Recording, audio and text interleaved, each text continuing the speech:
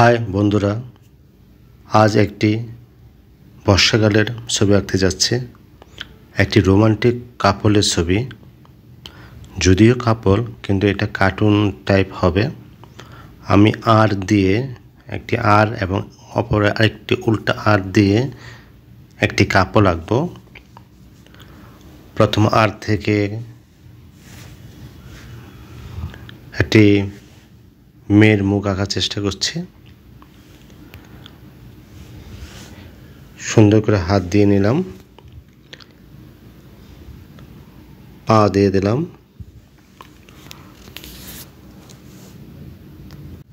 অপর পা মাটিতে নামানো থাকবে, আরেক পা উঠানো ছিল। এখন উল্টা আর এঁকে নিলাম। এই আর থেকে একটা ছেলে আঁকবো, তাই ছেলেটাকে একটু লম্বা আঁকলাম।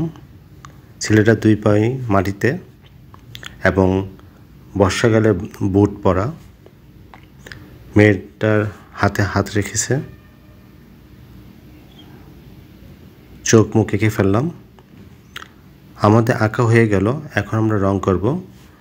দুজনে গালে লাল রং দিলাম একটু লজ্জা লজ্জা ভাববার জন্য। মাঝে একটা রোমান্টিক চিহ্ন দিলাম, লাভ চিহ্ন। চুলগুলি কালো করে নিলাম।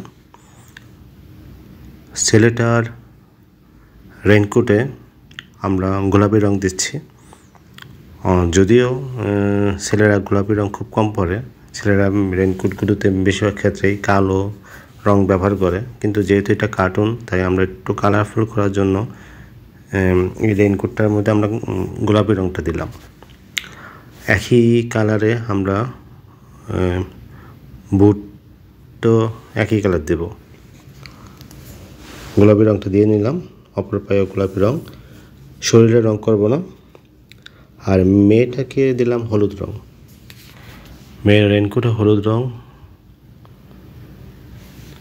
নিচের দিকে হলুদ রং এবং বুটও হলুদ রং দেব।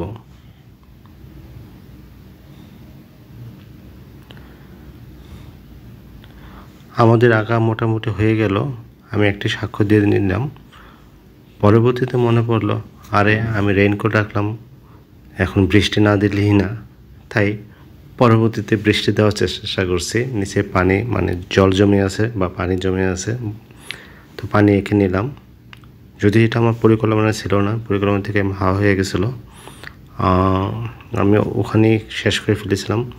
পরবর্তীতে মনে হলো যে না, বৃষ্টিটা তো দেওয়া উচিত, তাই বৃষ্টিটা দিয়ে নিচ্ছি। বৃষ্টির ফোঁটাগুলো বিভিন্নভাবে গুলো করে, গুলো না একটু লম্বাটে করে দিয়ে নিচ্ছি।